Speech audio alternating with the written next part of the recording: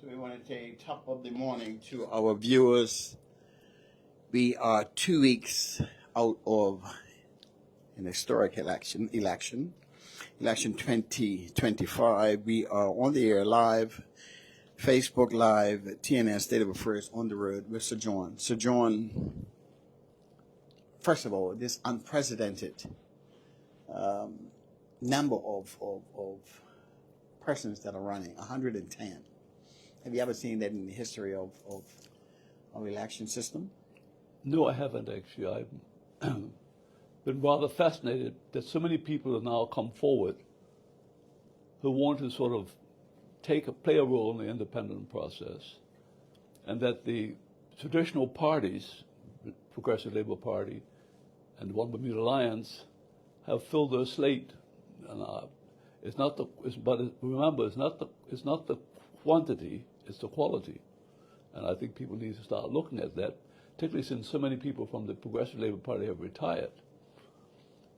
The OBA looks like it's going back to its old tradition of being itself again, but it was when it lost the election. And it needs to sort of not carry that image with it.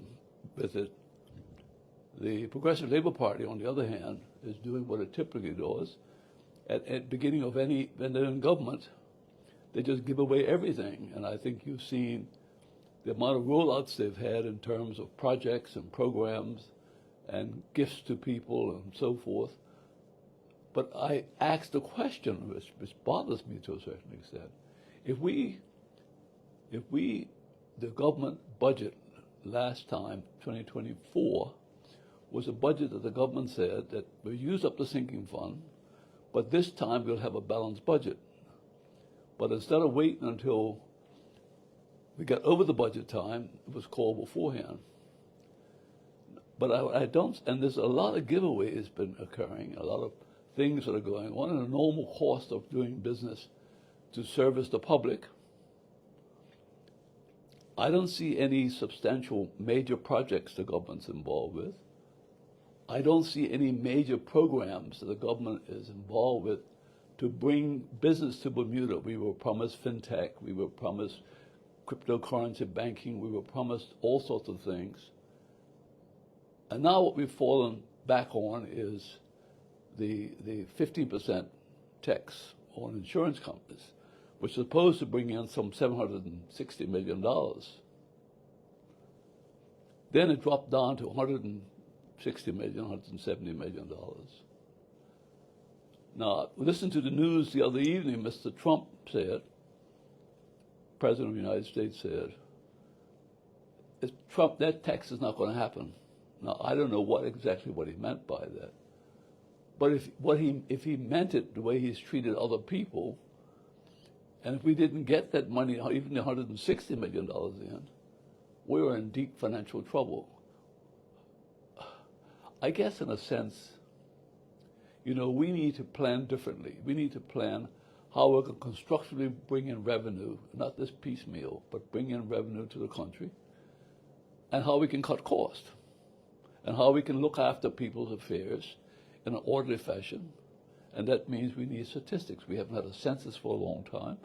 We don't know who's what and where. And that's supposed to be next year. I'm hearing next year for the census, 2026. Everything is after the election.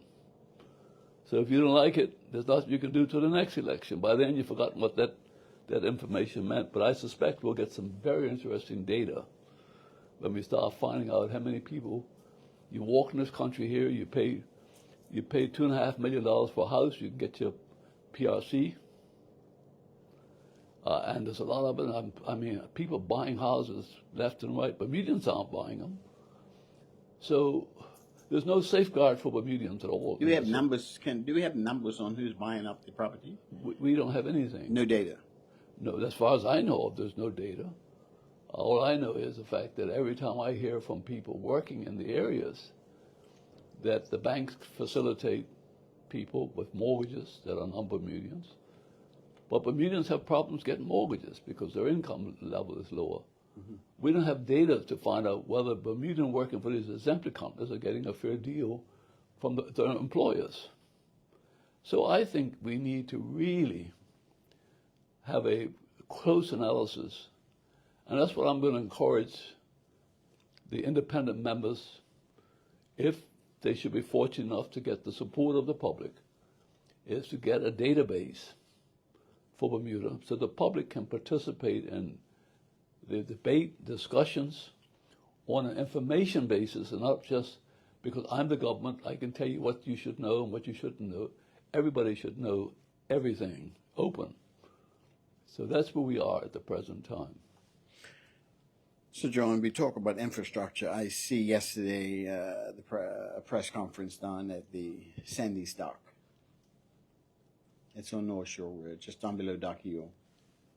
Some work is being done there. Do you agree that our roads should be a top priority, more important than what we see going on with these docks? Well, you know, doing the docks means the fact that I'm trying to get you to give me a vote. Doing the roads should be where everybody's prepared to give you a vote. But somehow or the other, they can't seem to wrap their heads around that these roads are causing accidents. That girl that was killed the other day, it was a manhole that was lower than the road itself, and she hit the side of it. As I understand, I'm like, I wasn't there, I didn't see it. Yes, sir. And that she lost control of her bicycle. And we still don't see the roads being fixed. So, you know, we can ignore it all we want. My suspicion is there's no money in the kitty. And they're going to do piecemeal bit and a piecemeal bit here and there until elections are when you'll see it come to a very quick halt. And the reason for it is they would have run out of money. You know, revenues just don't pop up from anywhere. I mean, companies come to Bermuda, they pay their taxes, they pay their licensing fees, local. There's nothing I see that's changed to raise the revenue source. What's happened is I've seen things that have changed to reduce the revenue, but more importantly is to increase the expenses on a promise basis. Increase your payroll. Well, payroll, the minimum wage was never really implemented the way it was supposed to be implemented. And our Bermudians would have been better off. And you've put Bermudians and everybody else on the same footing. So you haven't helped Bermudians, you helped everybody. You know, and that's because you don't want to deal with details that you should be dealing with. And so Bermudians are suffering because, you know, they want to put food on the table for their children. They want to have rent. You go on to whether it's Parsons Road or Middle Road or up in Warwick, up in Somerset, and you knock on the door, and the person says, oh no, they don't live here anymore. They're in England, or they have moved somewhere else. So for, you know, before we had this election, we should have had a re-registration so that people in the area voting for the area. But again, neglect, I suspect, was because they didn't have the money to do it with. It would have taken a bit of money to hire people, unless they did it electronically, which could have helped a lot. We're not using electronics. I mean, here we are. We've got this big, sophisticated, and we're going from AI now, and AI has been pushed up another notch with the Chinese, and it will be pushed up another notch with the Americans. How can we, a small island of 21 square miles or 22 square miles, 60,000 or less people, we should be able to have it so that we know exactly where we are and what we're doing and what we need to improve on it. We know nothing. And all we do is keep changing the deck chairs on the Titanic. We know it's sinking. We know the water's coming up. And yet we still refuse to look for an alternative that's going to keep us from drowning. One might say, Sir John, you're trying to push doom and gloom or spoil grapes. What do you say to that? Or let me give you this analogy. Combined opposition. Sir John and the independent organization is joining up with the OBA. There's two questions I gave you.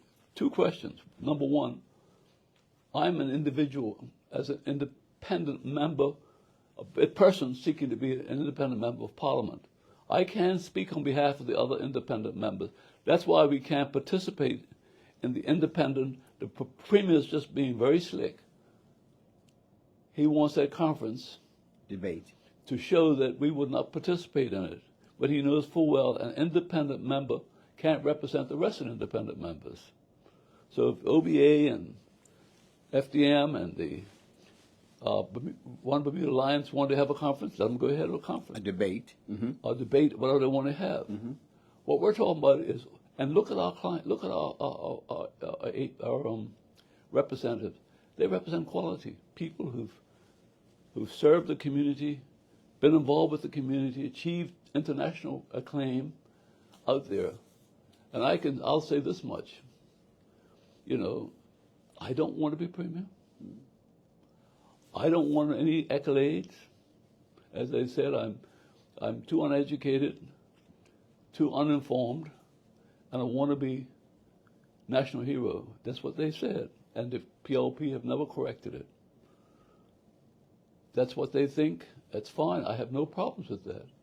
But all I want to do is help those people that want to help their fellow man to get a sound Bermuda back on its track. That's all. And then I will bow out. But I need to be there to do that. And so I'm also making a plea to get support. Now, the OBA has been running around telling people, a vote for particularly in my district, constituency 10, if you vote for John Swan, you're giving the PLP a vote. You're not giving the PLP a vote. The PLP will get votes from its supporters. You'll get votes from your supporters. And hopefully I'll get votes for people that will support me. So you're telling a basic lie. And you said it so many times that you believe it yourself. Well, so that's where we stand right that. What was the other question? the other question was combined opposition, as the PLP administration would call the independent and everyone else. Matter of fact, everyone other than the Progressive Labour Party, they call it combined opposition. What are your thoughts on that?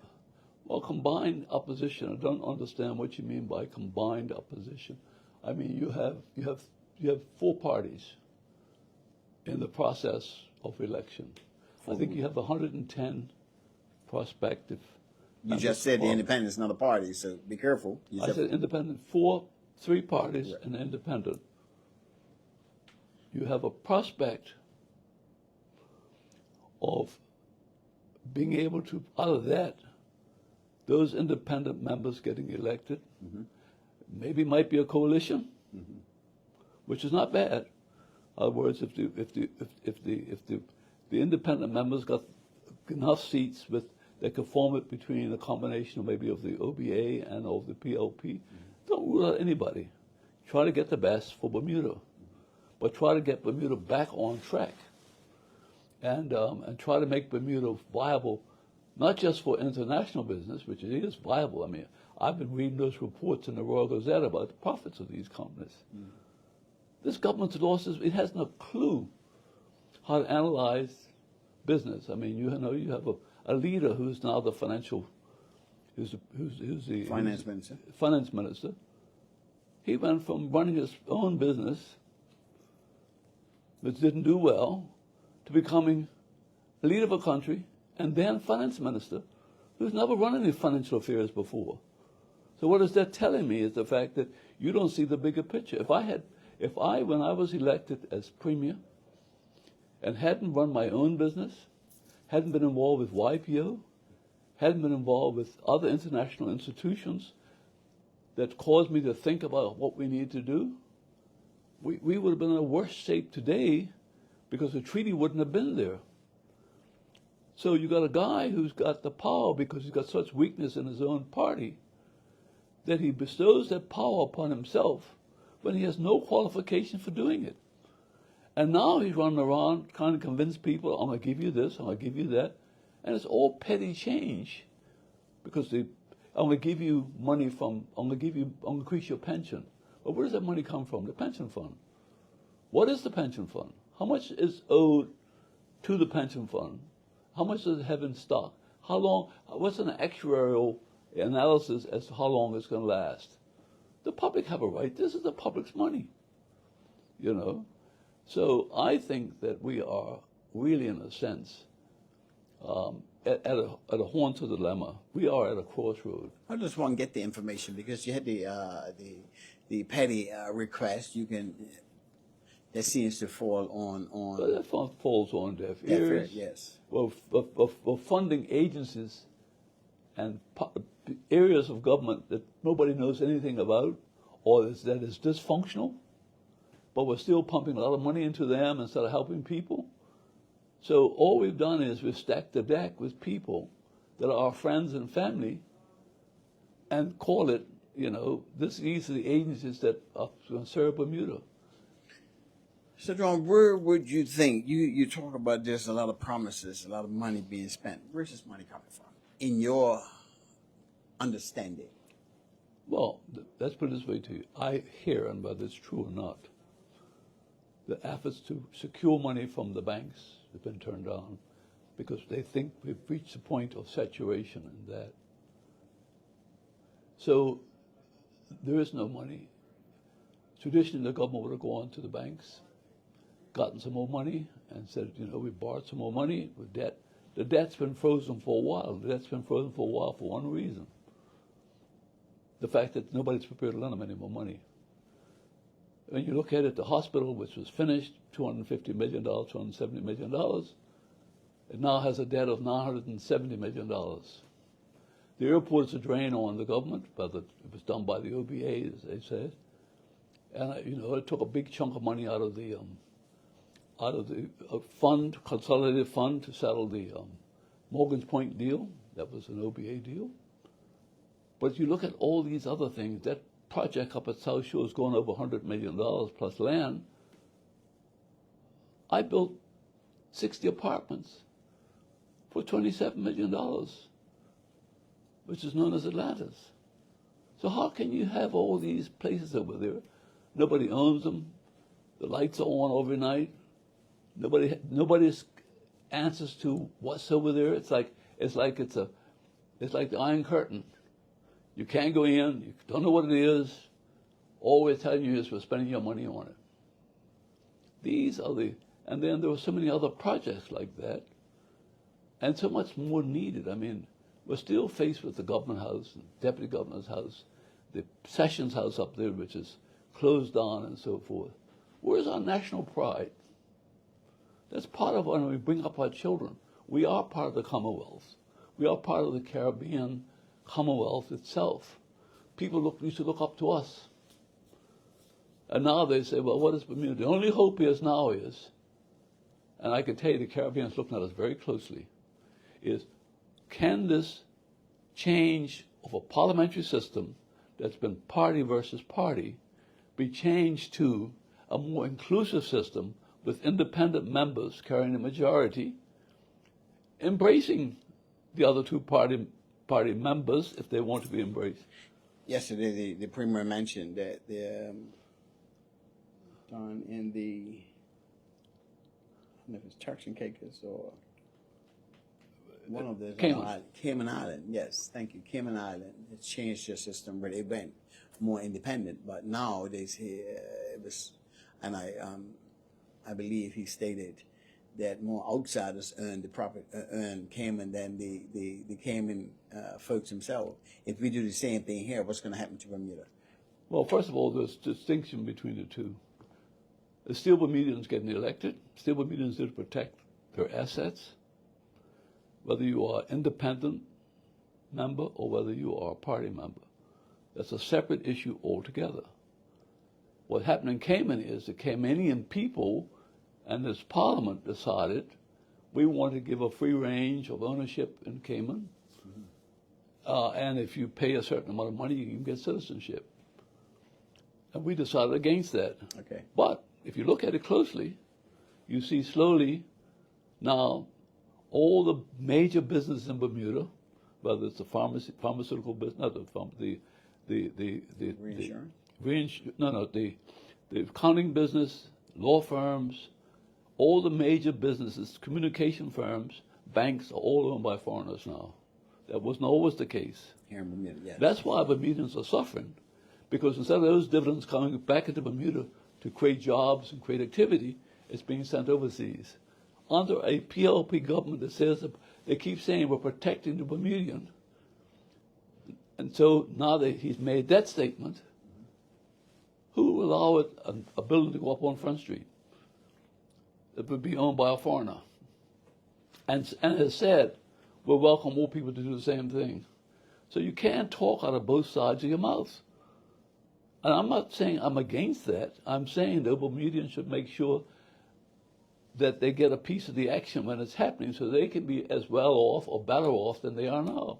But all I see them doing with inflation kicking in and with foreigners coming in, willy-nilly with government offering work permits and PRCs and property ownership and houses that Bermudians own, those people now are taking over Bermuda.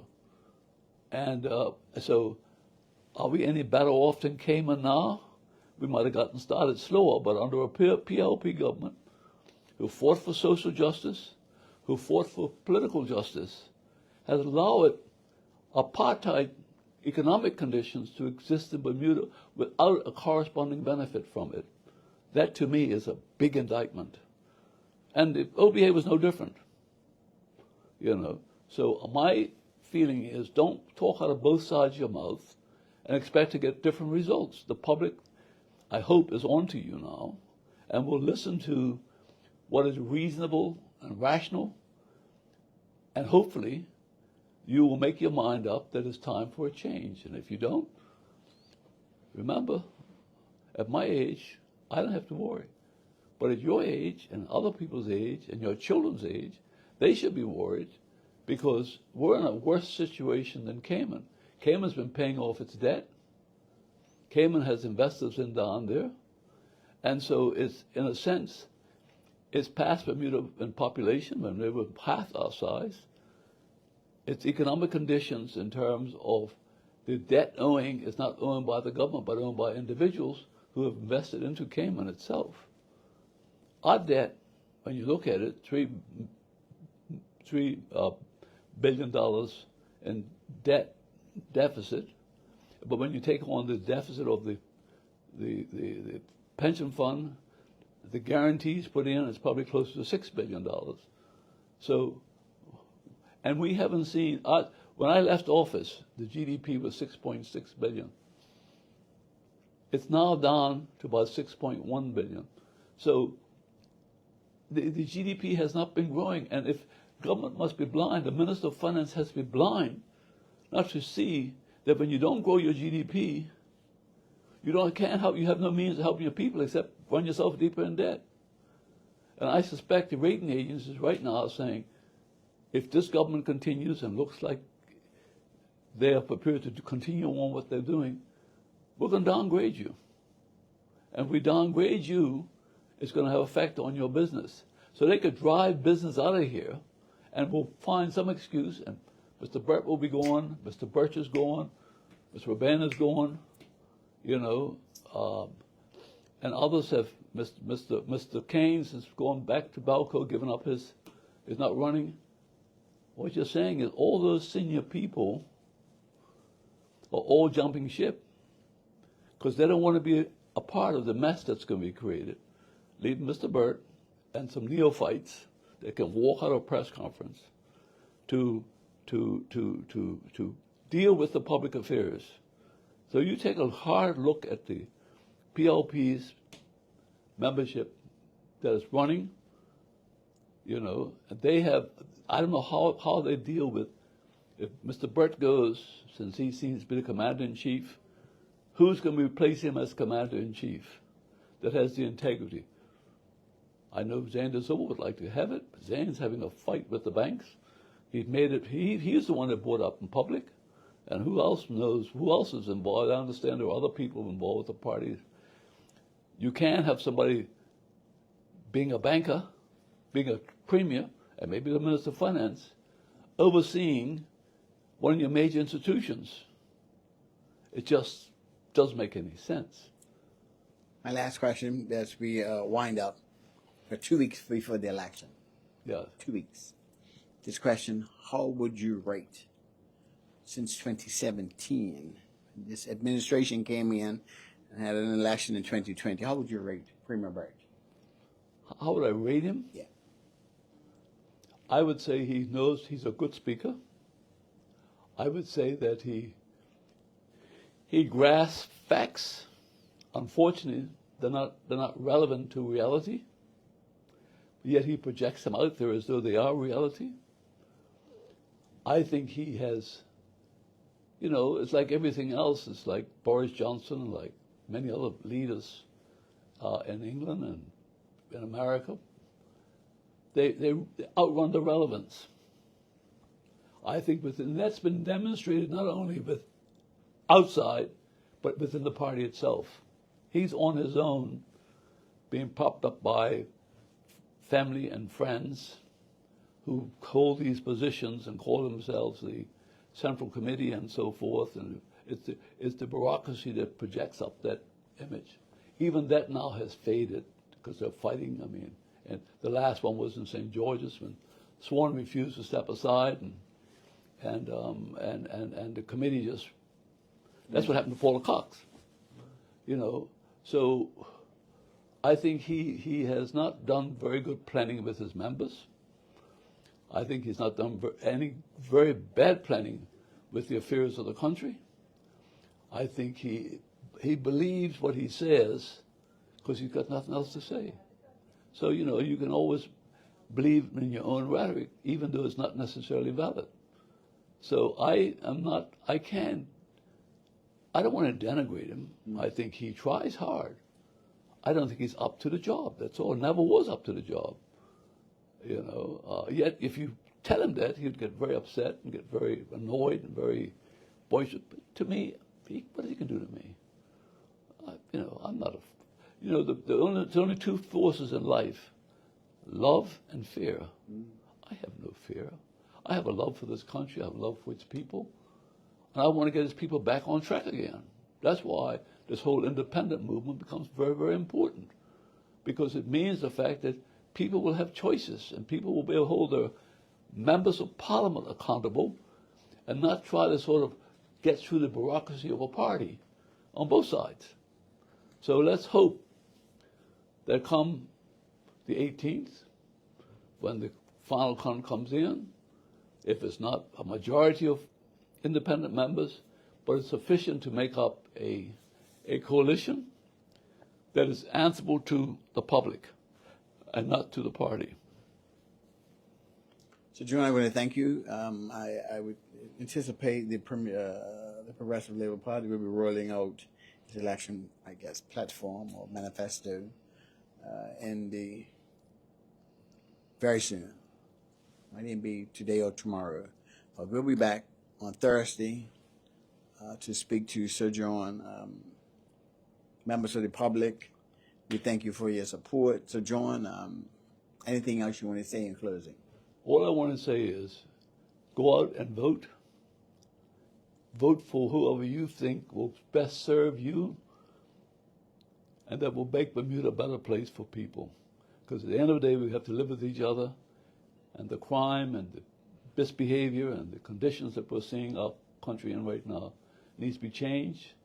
So make your vote not by historical party lines, but by common sense, good judgment, and a sense that I want to see something that really represents what we want to feel proud about Bermuda. Right now, I think the pride has been sliding very fast. Do you have a good day, Bermuda? Thank you for joining us. Stay tuned.